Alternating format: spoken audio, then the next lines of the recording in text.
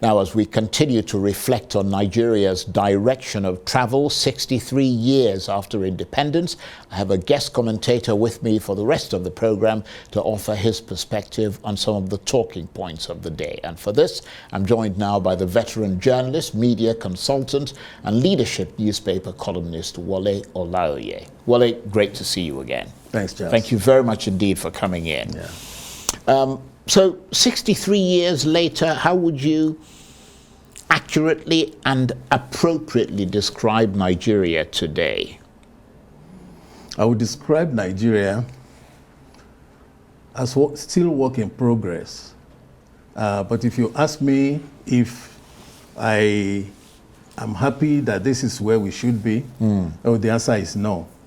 I felt in the 70s, when we were in the university, we thought that this country was going to contend with America, with the big players in the world, because at that time, the system gave us everything that we needed. With hindsight, I find that it's easier for me to be patriotic than my kids and grandchildren, because Nigeria has done so much for me. What have we done for these youths? Taking up the theme of youths that you discussed with Jibo, you look at and say, wait a minute, what have we done for these kids?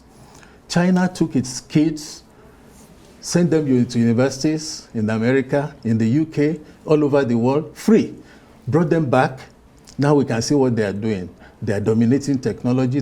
What are we doing for our own youths? So 63 years later, I'm sorry. The most optimistic thing I can say is that we are still work in progress, and we hope that tomorrow will be better.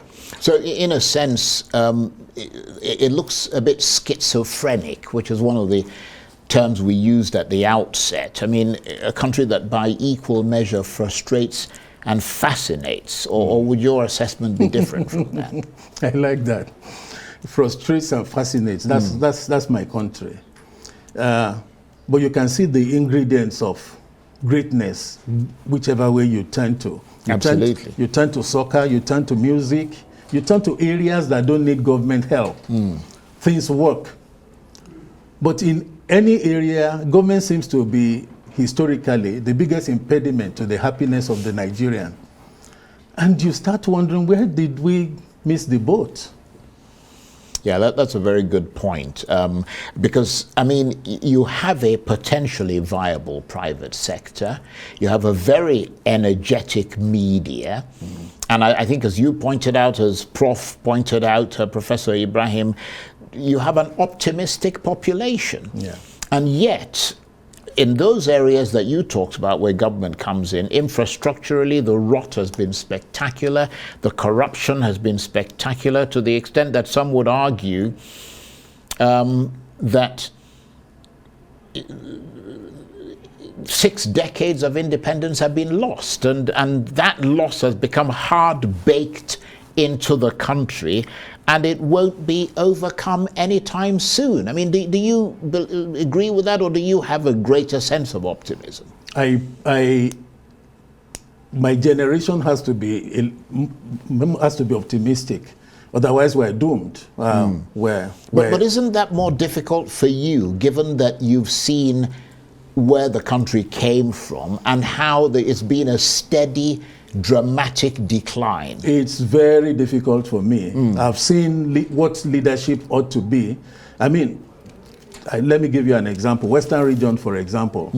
I look at the quality of leadership of an Awolowo. Look at the quality of leadership of Awokoya, the Minister of Education, the people that designed the free education program, which took the kids of the poor, put them in school, tried to level the playing field and all that. Subsequently, look at the kind of leadership that part of the country, the Southwest, has had since Awolowo. Generally, look at Ahmadu Bello. What you call Northern region, consider 19 states of the North now were being governed by Ahmadu Bello. He built universities. He had the granite pyramids, not the one that carpenters constructed, real pyramid made of real granite bags, And But look at what is happening now. The standard of the quality of leadership has nosedived. Our standards are falling, and unless we correct that, Lee Kuan Yew didn't draw from the moon. It came from among the people. I'm sure among these young people in Nigeria, there are elements like that can take us out of the rut. But do we, therefore, based on what you're saying, have no one else to blame but ourselves for the situation we find ourselves in? And can we no longer, for instance, use the anti-colonial rhetoric because that hand has become too weak to play? I'm afraid we can't blame anybody else at this stage. The Yorubas have a saying that if you spend 10 years practicing madness, so when are you going to run mad and enjoy the real madness of, So when you have a situation where you take 63 years to practice, baby steps in governance, in leadership, and when are you going to now sit down and govern and get to the stage where India is now going to the moon? Yes, it's a very worrying thing. It's a worrying thing, yeah. But I have the hope, I have the belief that the young ones we have now, if we give them the tools, all they are asking for is a place to stand. They will move the world. Right, but that is if, because, I mean, some would have said that it's almost as if the problems of Nigeria are bigger than, whoever becomes president of this country. I mean, that there are massive issues to tackle within Nigeria, and you have to wonder whether that is something that a president can tackle within a two-term period of 8 years. I mean, that's a finite amount of time within which to push through meaningful change and correct decades of rot. I'm sorry, I don't believe that. I don't believe that the problems of Nigeria are too much for any president. You either have it or you don't have it.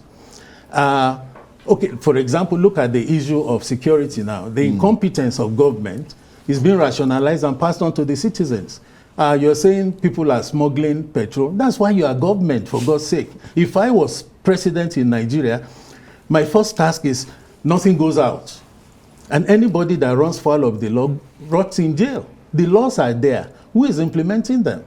So your incompetence is now passed on to the people. You now have to tax the petrol. You now have to, and say, oh, people will smuggle it if we don't do it.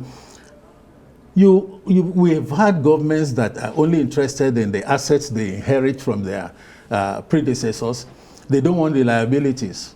It's when it comes to solving problems that people tell you, oh, it's too much for one president. Right. If it's too much for you, don't even try contesting the position at all.